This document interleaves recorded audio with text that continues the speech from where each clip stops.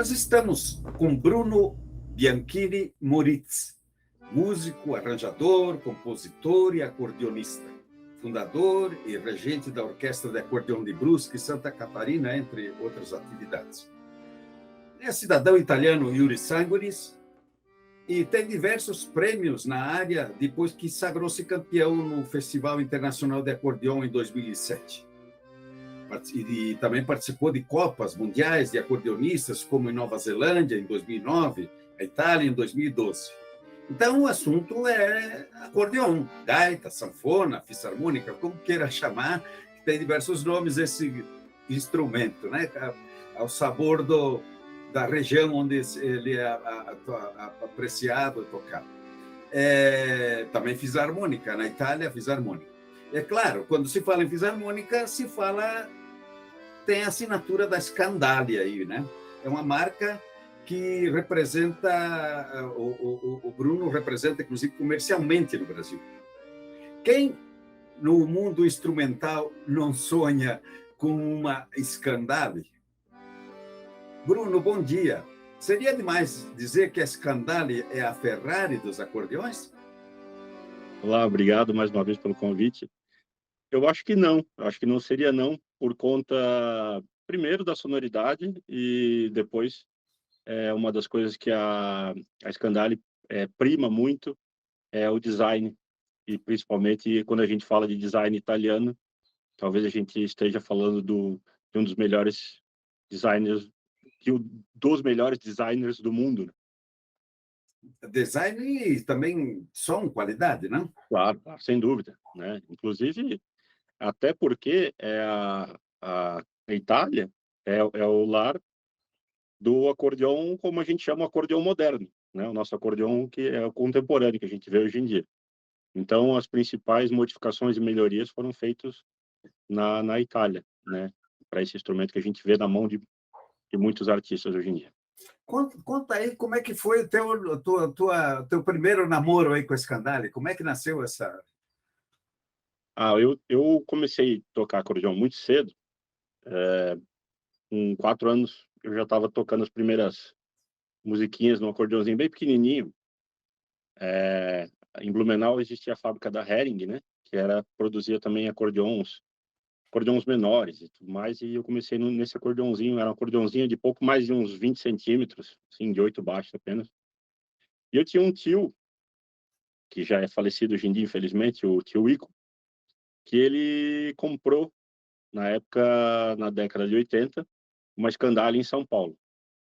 E eu ficava comparando o som da minha gaitinha de brinquedo, vamos dizer assim, com o som daquele instrumento do meu tio, que era maravilhoso. E eu lembro que já com uns 8 anos eu tentava pegar aquele instrumento enorme, né, ele ficava acima do meu queixo, né, e eu tentava tocar. Inclusive tem umas fotos depois, a gente pode colocar talvez para mostrar como é que era a minha tentativa de tocar. Amarrava-se o instrumento numa cadeira assim, e eu tentava tocar com aquele instrumento enorme para o meu tamanho na época. E esse foi meu primeiro namoro com a Scandalia. Eu me lembro muito bem. Ele tinha uma Scandalia, um modelo que se chamava Maestrina. Foi comprada em São Paulo. E esse instrumento, eu tenho uma história muito legal com ele, que depois de muitos anos, antes do meu tio vir a falecer, eu reformei o instrumento inteiro e dei de presente para ele o instrumento reformadinho. Eu lembro que ficou 1 ano e meio praticamente para fazer, porque o acordeão envolve muitos materiais, né? Plástico, couro, metal, madeira, né? Então são vários especialistas em diversos materiais. Então ele ficou 1 ano e meio para deixar ela assim novinha em folha, e eu tive a honra de entregar esse acordeão reformadinho para ele, essa Scandalia Maestrina. Essa foi o primeiro namoro, vamos dizer assim. Pois é, Maestrina. Você, quer dizer, e aí me leva a te perguntar, Scandalia, então, não é tudo igual, né? Tem diversos tipos De modelos, de né? modelos, sons Sim. diferentes, etc. Tal, né? Quais são os principais? Pode detalhar um pouco esse segredo aí da Scandale? A Scandale, na verdade, ela começa, né, principalmente com o Silvio Scandale, né, que era um trabalhador da região de Castelfidardo, onde a fábrica até hoje em dia, a Scandale, e, aliás, uma cidade pequena, né, no nordeste da Itália, né, uma cidade entre 15 e 20 mil habitantes, e ela ficou muito conhecida, e ainda é conhecida por ser a cidade do acordeon, né, já desde a época da família Soprani, né. Então essa família foi a família que começou a fazer as melhorias no acordeão que a gente chama de acordeão moderno, né. E o Silvio Scandale, ele chegou para um dos irmãos Soprani e mostrou uma inovação que ele tinha feito no instrumento. Só que aquele instrumento ia ficar caro para a época, ia ficar bastante caro. Isso nós estamos falando da década de 50, né, início da década de 50. Ou até um pouquinho antes, finalzinho da década de 40, início da de 50. E foi rejeitado. O projeto foi rejeitado porque, vamos dizer que um acordeão naquela época custasse, na Itália, sei lá, vamos dizer, 1.000 euros. O projeto dele custaria, finalizado, em 5.000 euros. Custaria 5 vezes mais do que um acordeão comum. Mas um dos irmãos Soprani, o Settimio Soprani, ele gostou daquela ideia. Ele disse: vamos tentar fazer um instrumento desse e vamos ver como é que vai ficar a sonoridade dele. E assim dizem, né, diz a história que assim nasceu a primeira Scandale 4S. Settimio Soprani, Silvio Scandale, né, 4S. Então esse é um instrumento que ficou muito conhecido na década de 50, 60. Agora começou a ser refeito pela Scandale, né, modelo moderno. Porém, esses instrumentos da A4S e a 2S, eles são instrumentos que no Brasil eles chegam a custar até 80, 90 mil, esses da década de 50, da década de 50, 60. Eles custam praticamente o valor de uma casinha, né, uma casa pequena, né. São instrumentos de sonoridade bastante peculiar, porque dizem que o aço da época é um aço de pós-guerra mundial, pós-segunda guerra mundial, e a voz do acordeão ela é feita de aço. Então, na verdade, é o que você ouve, né? A sonoridade que você ouve é a palheta de aço que está fazendo. Dizem que também a madeira da época, não existe madeira mais como aquela. Enfim, e ficou esse mito, né, da Scandale 4S sendo vamos dizer assim, o carro-chefe.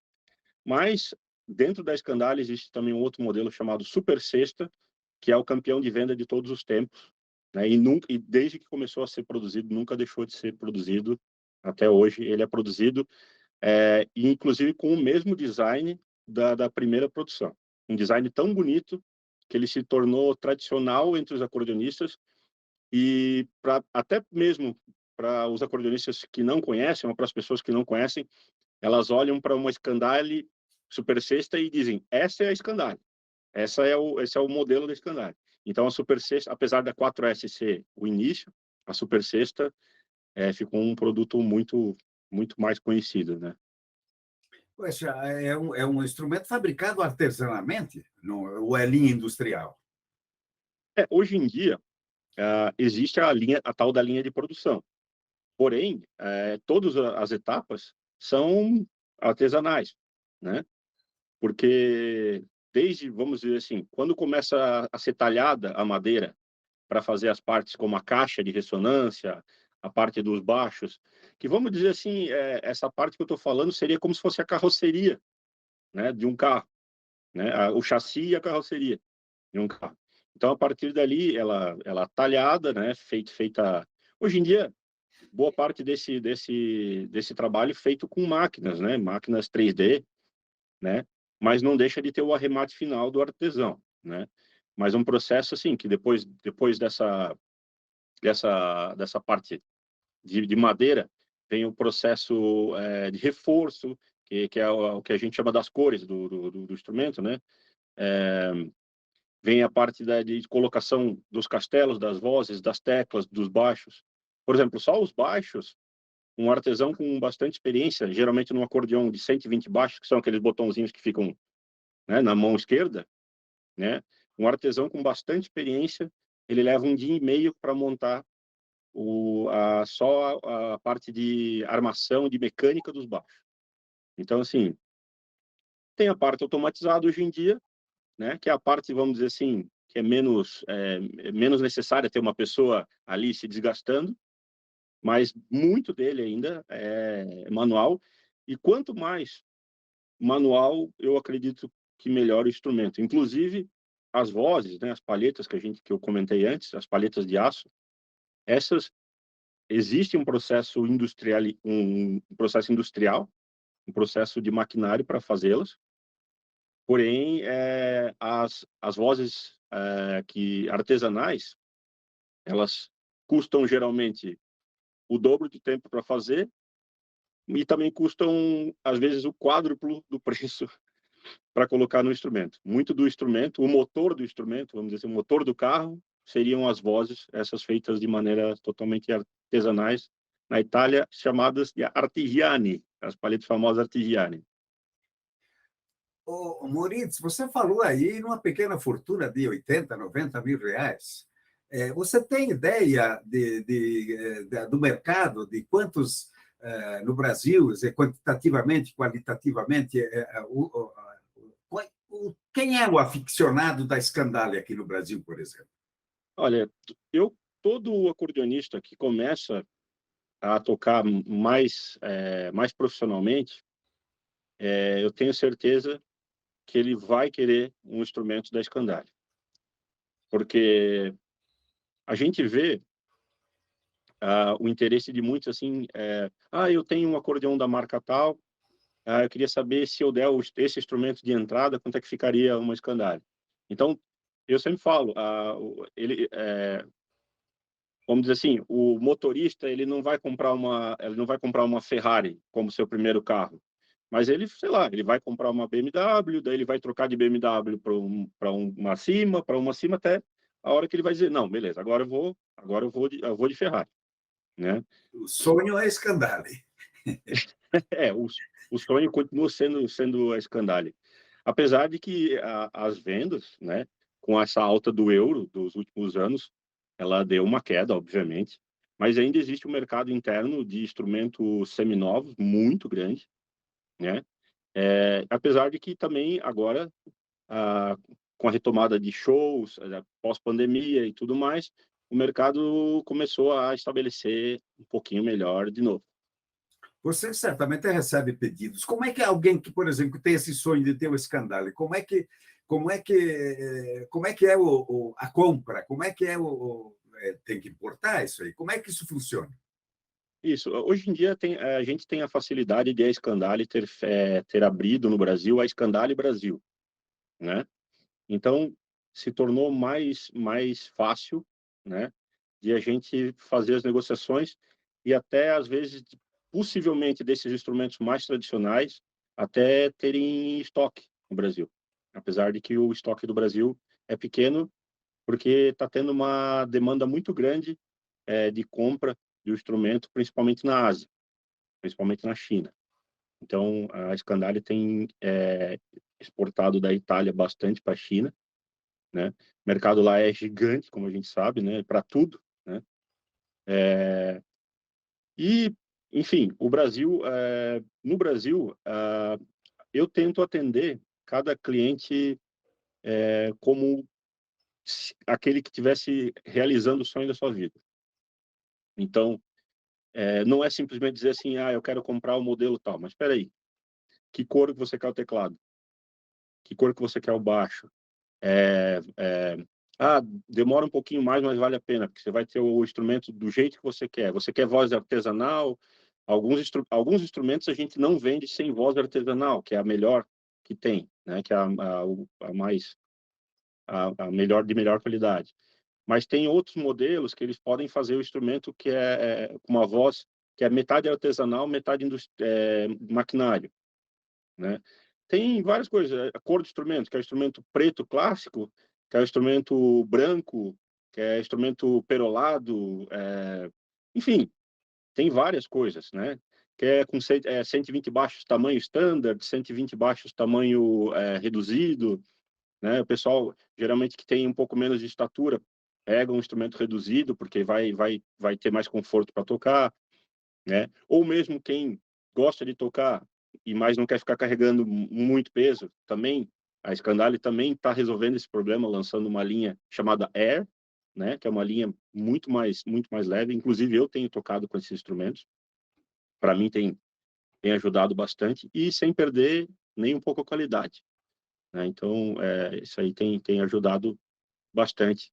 Vejo que nos últimos anos a gente tem a empresa tem se esforçado nessa parte de design, mas também na parte de ser um instrumento cada vez mais cômodo para quem está tocando. Quer dizer, essa personalização também implica numa espera maior, fatalmente, né? Mas nem sempre muito maior, né? Porque essas partes que eu te falei, a não ser as vozes, obviamente, né? Essas partes elas são razoavelmente rápidas de fazer ou de trocar. Por exemplo, se eu tenho o instrumento com o teclado perolado, mas eu não quero o teclado perolado, eu quero o teclado marfim, não é tão complicado assim de trocar, é questão de 2, 3 dias a gente consegue resolver isso.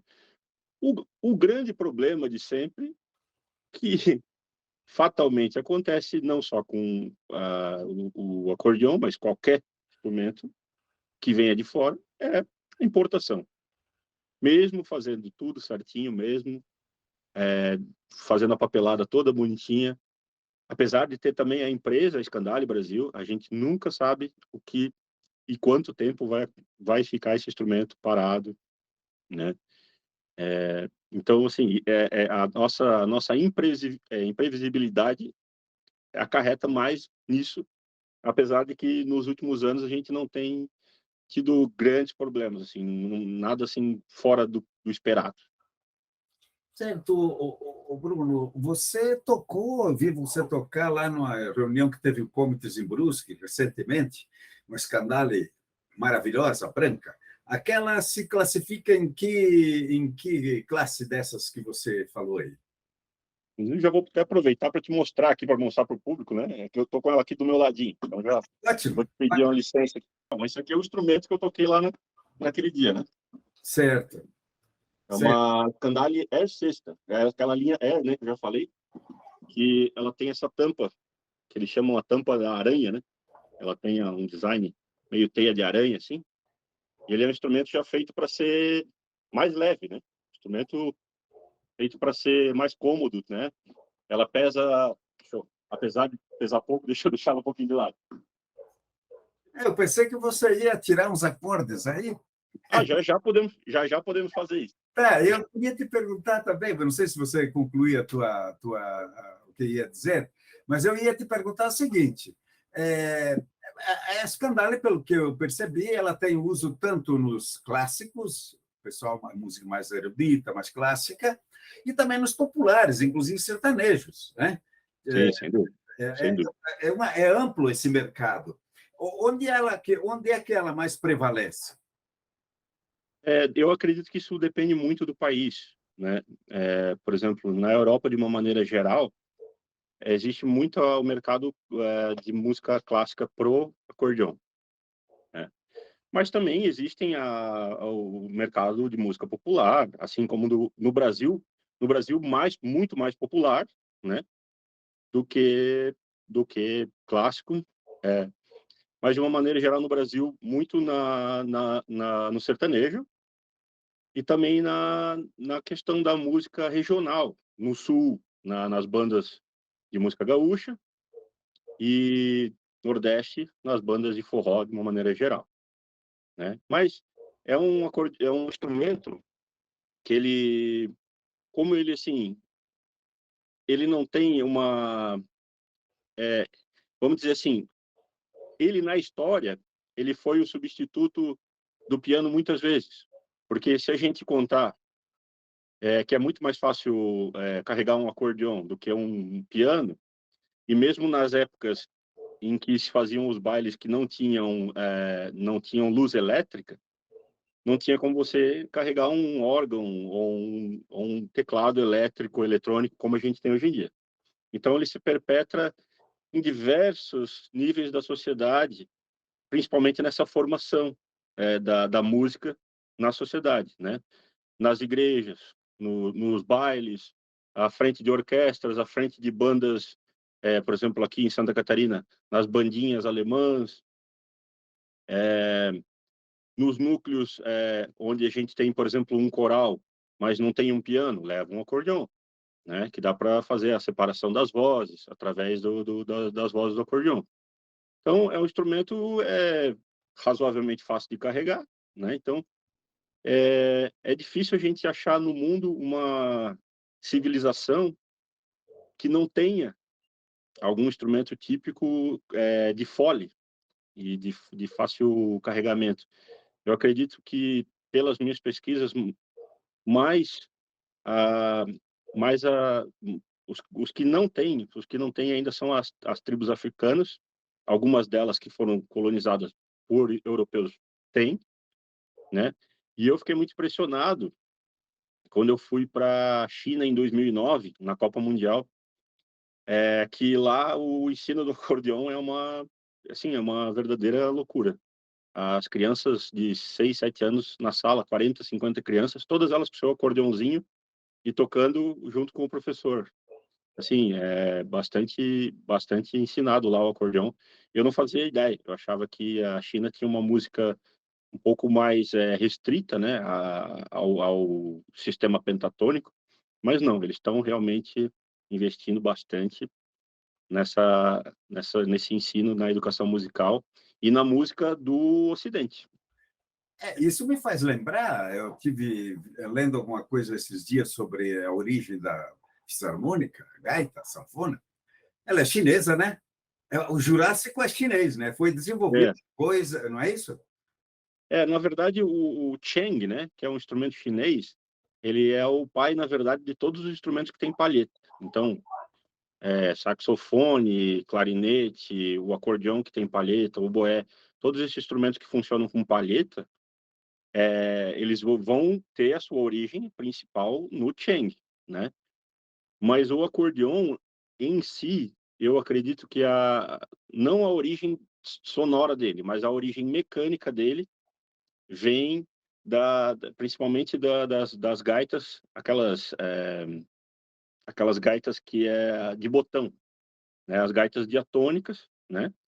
Que para dar um exemplo, por exemplo, aqui no sul, quem toca esse tipo de acordeão é o Renato Borghetti, né? Borghetti. Também é nosso representante, representa a Scandale no Brasil como artista da Scandale, né? Então, o Borghetti, ele toca aquele acordeão diatônico, é um instrumento que é levinho, né? Muito mais leve do que esse que eu mostrei, e é um instrumento que eu acredito que ficou muito popular, principalmente na década no século XVIII, XVII, XVIII, por ser leve, compacto, fácil de colocar em cima de um cavalo, de uma mula, para viajar, né? Então, a origem mecânica, talvez, mais especificamente, seja desse instrumento, do acordeão diatônico. Você falou aí no Borghetti, pelo que dá para perceber, existe no Brasil um tipo de clube da Scandale, não? Você deve conhecer um monte de gente nessa área. Os aficionados da Scandale não abrem mão da marca, não, e conhecem os detalhes do produto, isto é, do instrumento. Vocês têm alguma coisa formalizada? Existe? Você é professor, inclusive, dessa área, não? Como é que Sim. funciona esse clube da Scandale? Não é propriamente um clube da Scandale. O que acontece é que, talvez, o primeiro artista Scandale tenha sido realmente o Renato, né? Porque o Renato, ele faz, pelo menos uma vez por ano, excursões pela Europa com o grupo dele. Então, o Renato já toca com o Scandale faz muito tempo. Eu acho que desde que ele saiu ele tinha a Universal, se não me engano. Depois disso, acho que são 30 anos ou mais já de Scandale. E Só que o Renato, ele não estava nem na homepage da Scandalia, né? Ele não estava nem no site da Scandalia. E esse negócio começou mais porque eu comecei a frequentar a Copa Mundial de acordeões. E, na verdade, isso antes de acontecer a Copa Mundial, aconteceram alguns concursos aqui no Brasil, em que o Brasil e América Latina, em que um dos jurados é o atual presidente da Scandalia, né? E como eu participei e fiquei muito bem posicionado nessas competições, houve uma amizade entre mim e o Mirko Patarini, né, que é o presidente da marca, dono da Scandalia, um dos sócios majoritários da Scandalia. E daí houve esse entendimento de que o Brasil deveria começar a participar da Copa Mundial de acordeões, porque até então já se passavam 60 e eu acho que 66 ou 67 anos de Copas Mundiais e o Brasil nunca tinha participado. Ele disse que pela minha classificação na América do Sul, no Brasil, na América do Sul, eu poderia participar com certeza, levando o nome do Brasil. E isso aconteceu em 2007 pela primeira vez na Nova Zelândia. Tendo ficado você na posição representando o Brasil ficou no topo aí das feras do acordeão, né? Pelo que eu me lembro, você ficou em quarto lugar, se não me engano, nessa Copa. Isso, na Nova Zelândia, essa Copa atualmente ainda? Não, a Copa de 2007 foi a primeira que um brasileiro participou. No caso, eu participei dessa Copa. E a gente chegou lá sem saber muita coisa. O que a gente sabia era através do que a gente conseguia ler na internet. Todos os músicos participantes chegavam geralmente com seus treinadores. E eu nem sabia que isso existia na época, um treinador específico para a Copa do Mundo. Eu fui meu próprio treinador, fui meu próprio, vamos dizer assim, patrocinador também para ir, que alguns comentavam comigo. Eu me lembro que o competidor da França, ele se chamava Frederic da Silva, e por causa desse da Silva eu fui tentar conversar com ele, né? Ver se ele tem alguma origem portuguesa ou brasileira. E ele comentou comigo, entre outros, que ele recebia uma ajuda do governo francês para estudar acordeão, recebia um financiamento, né? Recebia uma quantidade X por mês, e ele treinava com um treinador já muito famoso, já treinador de vários acordeonistas e tudo mais. E ele me perguntou, e você, como é que você faz? Eu disse, eu tenho que me virar sozinho lá no Brasil, porque é a primeira vez que a gente está participando da Copa Mundial, inclusive a gente sabe muito pouco do que está acontecendo aqui. Mesmo assim, nesse primeiro ano, nesse primeiro contato com a Copa Mundial, eu consegui voltar com o quarto lugar, que de 18 participantes foi uma posição que eu achei assim até muito boa, né? E depois, óbvio, participei de outras Copas Mundiais, participei na China, participei na Itália, e depois, por conta da idade, né, que é o limite da idade, é 32 anos para a participação da Copa, aí vim para o Brasil e daí eu comecei a treinar os alunos que futuramente iriam participar. Tive o grato presente de ter um aluno, o que se chama Gustavo Almeida, que é de Blumenau, que veio e ficou 2 anos e pouco, 2 anos treinando comigo, que depois se tornou bicampeão mundial pela Copa Mundial. E ganhou todos os prêmios mundiais mais importantes da Copa. Então, eu não cheguei a ficar em primeiro lugar, mas mandei o meu representante. E essa Copa acontece sempre num lugar diferente ou tem sempre fixo? Não, todos os anos em um país diferente. País diferente. Isso. Inclusive, deixa eu consultar onde é que vai ser esse ano. Eu acho que, se não me engano, era para ser Brasil, mas com esse negócio de Covid e tudo mais, a coisa deu uma degringolada. Mas era, acho que 2024, alguma coisa assim. 2021 foi a Alemanha e 2022 Suíça. Suíça? Já foi ou vai ser? Já foi. 4 a 9 de outubro, já foi. Esse ano, se eu não me engano, não mandamos representantes do Brasil. Se eu não me engano. certo. E Eu da estou pouco fora dessa questão de competição hoje em dia. Estou mais tocando aquilo, no assim, próximo ano não por se prazer e por... do próximo ano não se sabe onde vai ser ainda. Temos essas informações, sim, mas é possivelmente que as coisas mudem, porque, como eu te falei, por conta de Covid e tudo mais,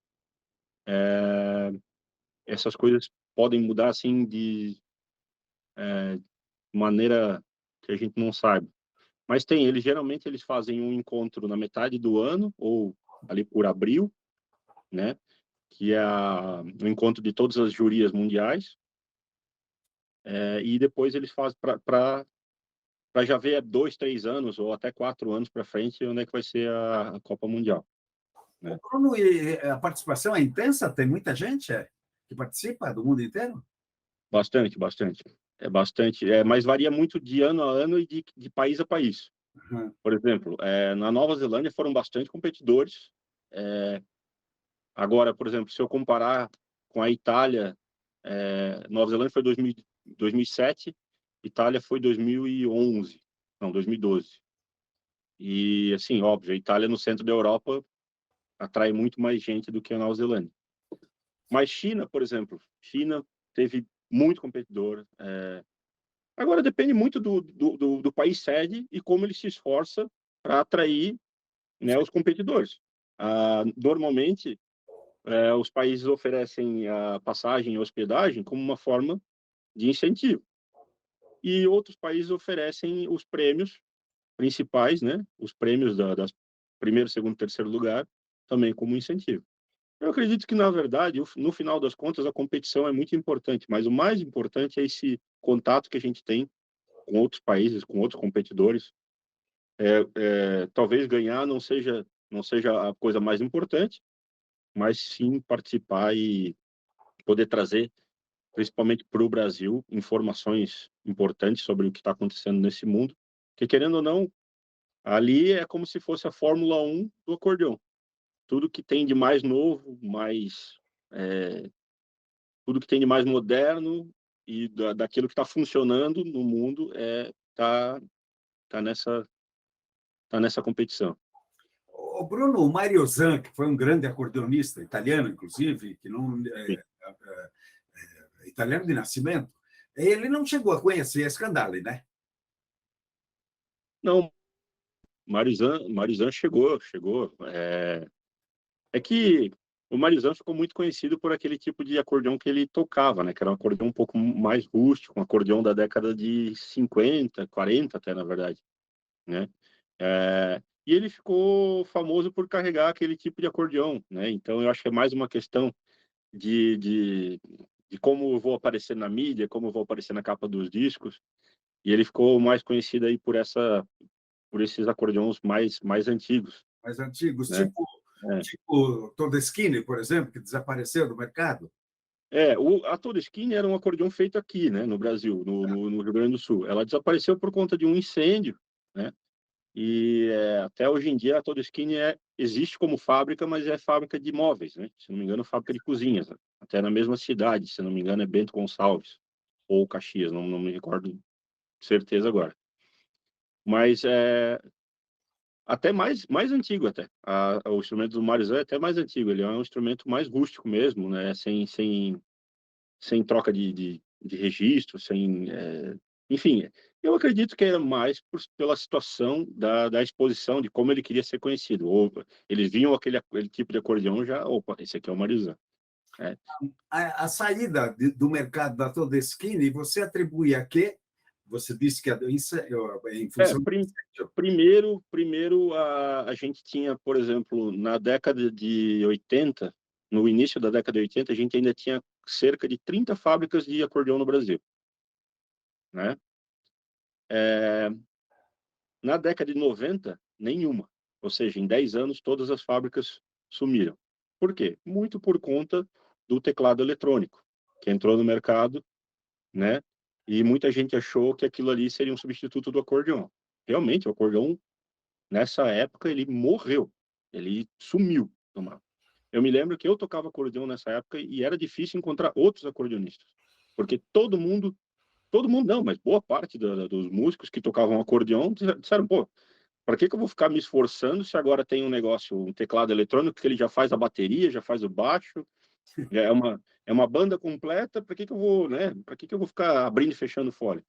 Mas eu acho que tudo é uma questão assim, o mundo vai para as modernidades e volta para aquilo que é interessante, é legal.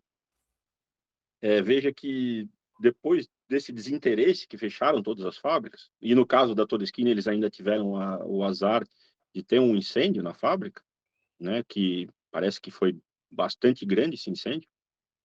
Então, assim, parece que depois voltou. Até a Todeskine, ela voltou a produzir alguns acordeons agora entre a 2010 e 2020.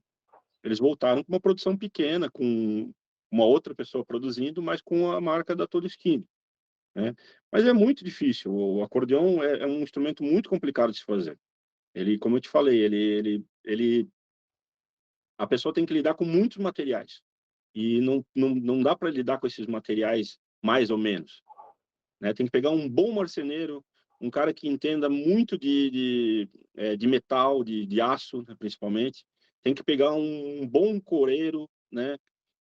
Tem que pegar, enfim, uma pessoa que entenda de tecido para fazer o fole, entenda da mecânica para montar o baixo. Não é assim, não é não tão fácil. E isso, por sua vez, abriu mais um mercado para importação, para a Scandale, por exemplo, né? Sem dúvida, sem dúvida. Hoje em dia a gente tem várias marcas de novo no mercado, né? Desde as mais simplesinhas, como por exemplo, posso citar, hoje em dia acho que com R$ 3.000 dá para comprar um acordeão novo, né? Mas um acordeão, obviamente, feito na China, um acordeão que talvez vai dar um pouquinho mais de problema, um acordeão que ele pode dar problema de fole, daí a frente. A gente passa aí por acordeões de 10.000, R$ 15.000, até chegar a acordeões aí até R$ 50.000, acordeões novos, até um pouco mais do que isso, dependendo do que a pessoa queira no seu instrumento, né? O mínimo para uma Scandale, quanto que é? Olha, eu vou te dar uma média que é da Super Sexta, né? A Super Sexta, hoje em dia, ela deve estar por volta aí de uns R$ 40.000, mas varia de acordo com o euro. Então isso, vamos dizer que se na semana que vem o euro for para metade, esses 40 já não são mais 40, são 20, né? Então, a gente depende muito da variação do euro. E existe financiamento para isso, não? Da parte da Scandale, não. A parte da Scandale ainda não. Mas existem empresas, inclusive brasileiras, como a Letice, que da Paraíba, que ela faz financiamento de acordeões. E até muita gente se usa disso aí para depois dizer assim, bom, agora eu já tenho um instrumento profissional, agora eu vou tentar juntar dinheiro, vender meu instrumento e comprar uma Scandale. Sim. Então, é muito bom. Ô Bruno, se permite, vamos falar um pouco sobre você. E você é um factotum aí na cultura de Brusque, não? Você lida com um monte de instrumentos. Até tivemos alguma dificuldade de um horário para nós gravar essa entrevista, porque você, ultimamente, segundo disse, vive mais nos estúdios aí. O que você anda aprontando? O que você anda criando? Como é que está a atividade aí? Então, a atividade, graças a Deus, pós-Covid, né? Tudo voltando à realidade normal. É como te digo, né? Eu tenho que ter os meus horários de estudo, tenho que ter os meus horários para fazer as coisas pessoais, e daí ainda tem que sobrar muito tempo para fazer os festivais, para fazer as gravações de estúdio, para tomar conta do curso online. E, enfim, como assim a minha agenda agora ficou um pouco espremida por conta de uma cirurgia, eu vou ficar aí uns 10 dias sem poder tocar. Então ficou tudo meio apertado, assim. Mas basicamente é isso, né? Eu tenho viajado também para fazer shows. Ontem, por acaso, ainda fiz um show à noite aqui em Brusque. Foi bem bacana. E, enfim, músico eu acho interessante, porque você nunca vai fazer 2 vezes a mesma coisa, talvez, né. Então todo dia é uma. Você vive exclusivamente da música, é isso, né? Sim, sim, sim. Sim, sim, já Faz tempo já, né? Faz tempo. já, desde sempre, desde sempre, nunca exerci outra atividade, né, sempre com a música. Daí tem a minha produtora também, a M2 Produtora, então a gente tem que sempre estar ligado em editais que possam rolar culturais, né. Então, assim, para quem quer mesmo, fazer a coisa, trabalhar com cultura, dá para trabalhar muito bem, bem corrido, o dia poderia ter algumas horas a mais, né, mas, ao mesmo tempo, é muito prazeroso. Ontem, como te falei, fiz um show aqui pra uma plateia até não muito grande, era um pocket show, e saí de lá feliz demais, porque, realmente as pessoas vieram pós-show, vieram, assim, comentar como se emocionaram, como ficaram felizes com o repertório, com o tipo de coisa, que geralmente as pessoas não esperam, né, do acordeon, esperam alguma coisa, assim, como vem na mídia o acordeon tocando sertanejo, tocando forró, eles não esperam, por exemplo, alguma coisa diferente. Não esperam, por exemplo, uma bossa nova no acordeon, não esperam sei lá, um Piazzolla, alguma coisa assim que não esteja ligado à memória delas, dessas pessoas com o instrumento. E quando elas veem essa mudança de paradigma, muitas vezes, causa um sentimento diferente, né. Então, é isso. No final das contas é tocar para ver o sentimento dos outros aflorando. Você também é compositor, né? Você compõe obras suas próprias. Que tipo de Sim. obras é que, de onde é essa inspiração? De onde que ela vem? Eu desde que me entendo por músico, eu sempre inventei, né, desde criança, tocando às vezes no piano, às vezes no acordeão, sempre inventei melodias, sempre, observei outros compositores. E eu acho que a composição, claro, obviamente ela tem uma parte de dom, ela tem que ter uma inspiração, tem que ter tudo isso aí. Mas muito dessa parte que eu te falei, que é de estudo, é de sentar na frente do computador, abrir o editor de partitura e ficar ali fazendo os testes. Ó, isso deu certo, estudando, harmonia. É um trabalho como de um escritor, vamos dizer assim. O escritor, ele tem que fazer o quê? Ele tem que sentar na frente do computador, abrir o editor de texto e sair escrevendo. Daí, no final do dia, eu faço muito isso. Isso aqui não ficou bom, vai para aquela pastinha ali do talvez, né. Isso aqui fica bom. Opa, vamos continuar com isso aqui amanhã, né. E muitas vezes também, às vezes, sei lá, nas situações mais inusitadas, por exemplo, tomando banho, vem uma melodia e a gente começa a gravar aquela melodia e torce para não perder aquela melodia até chegar na frente do computador para poder passar para a partitura, né. Então tem disso tudo, né, tem os momentos, de estudo, mas também tem os momentos que inspiram, né, que tem inspiração e tudo mais.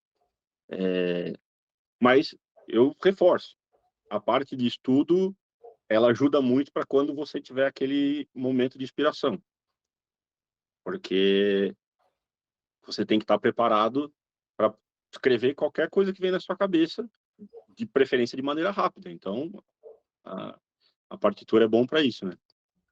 As suas preferências musicais, ô Bruno, vão mais pro atual ali, ou transcendental? Como é que é? Quais são as tuas músicas preferidas? Olha, eu tento ouvir de tudo, mas tudo mesmo.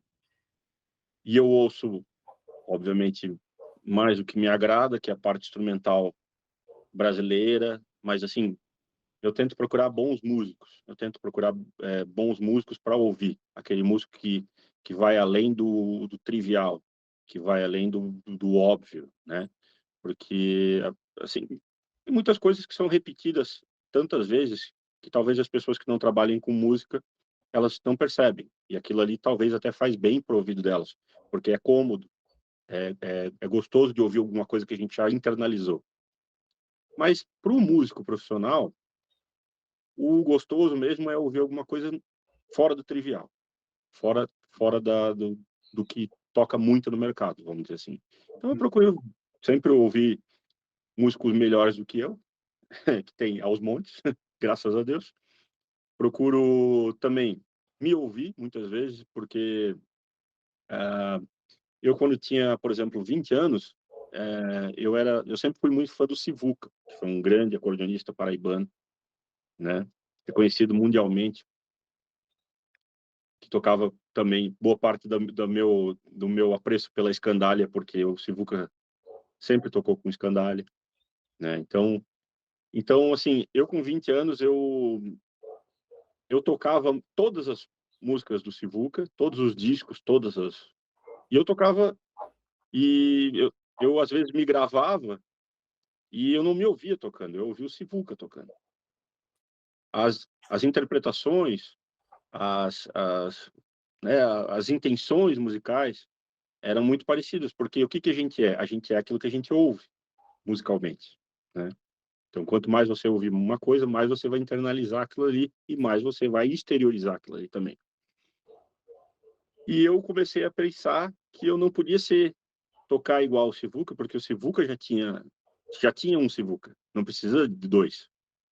Então, muito do que eu comecei a fazer como músico foi criar uma linguagem minha, apesar daqui, apesar daquilo tudo que eu já tinha ouvido e com aquilo tudo que eu já tinha ouvido. Então, muitas vezes, para o músico é importante também se ouvir, né? Não só ouvir outros músicos. Se gravar, hoje em dia é muito fácil, né? Hoje em dia, qualquer celular você se grava, então fica mais fácil ainda. Então, também tem essa parte importante. Não só ouvir outros músicos, mas também prestar atenção no que você mesmo está fazendo. Eu vou te fazer uma pergunta agora, Bruno, que eu fiz acho, uns 25 anos atrás para um cantor italiano, um cantautor italiano que morreu esses dias, o Nico Fidenco. Certo? Eu perguntei para ele o que ele achava, na época, da música consumida atualmente. O que você acha da música que hoje é consumida? Essas influências todas aí, de tudo quanto é matiz, etc. Tal. Que conceito você tem disso? Ela está contribuindo ou está distribuindo barulho apenas?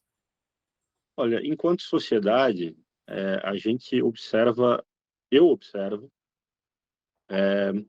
que tem muita coisa que não, talvez não some enquanto música, né?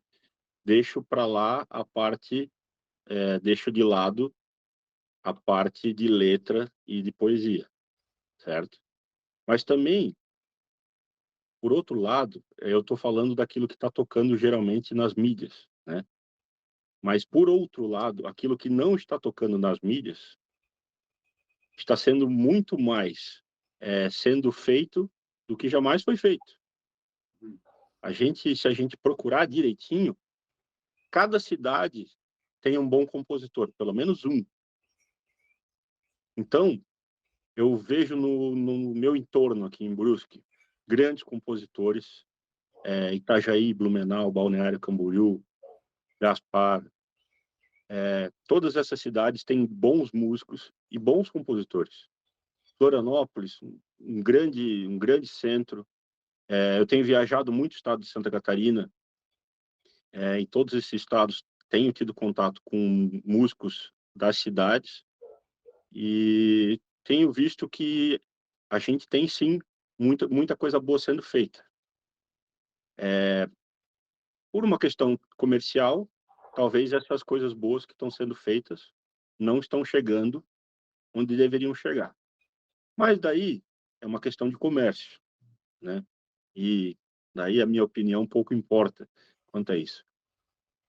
Então, comercialmente ruim, mas ao mesmo tempo muita coisa boa. Eu acho que sendo feita muito mais do que jamais foi feito. Então, é só saber escolher. É só saber procurar. Como tudo em tempo de internet, na área da informação, de tudo, quer dizer, o problema hoje é a escolha, né? Você tem todas as ofertas, o problema é você não sucumbir àquelas que te assediam, né? Eu comecei a estudar piano, por exemplo, com 5 anos de idade. 5 anos de idade, a gente está falando de 87, 1987. Então, naquela época, a gente conseguia um livro didático para estudar piano, e aquele livro didático, a gente tocava ele do começo até o fim. Quando chegava no fim, a gente ia do fim até o começo, e quando chegava no começo de novo, a gente virava o livro de cabeça para baixo para ver se conseguia tirar alguma coisa ainda do livro. Hoje em dia, eu com 3 cliques, eu baixo, sei lá, 50 livros didáticos numa pasta de WinRAR, né? E o que está acontecendo é o seguinte: os músicos começam a estudar, não, aqui começou a ficar um pouquinho difícil, vou para o próximo livro, sabe? Então, não se especializam muitas vezes, ou na primeira dificuldade, às vezes estão saindo, né? Estão passando, deixando para a próxima. Então, são as facilidades, né, que vão gerar dificuldades lá na frente, né? Então, eu acho que é mais ou menos por aí. Eu acho que facilidade demais também não é tão bom assim. Pois é, eu ia deixar a palavra livre agora para você fazer as considerações finais aí sobre a Scandale, sobre as suas atividades, etc. Tal. Mas você está devendo uma palhinha aí, né? Se é Não, possível, com certeza. vamos aí, encerramos com essa palhinha, mas faça as suas considerações, então daí vamos à palhinha. Olha, eu agradeço muito por esse papo, agradeço também pela paciência, sei que foi um pouco difícil da gente marcar, mas fico muito feliz poder estar falando sobre arte, sobre música em geral. Bom, eu acho que eu vou fazer o que eu sei fazer de melhor, que não é falar, e sim tocar. Ok, vamos lá.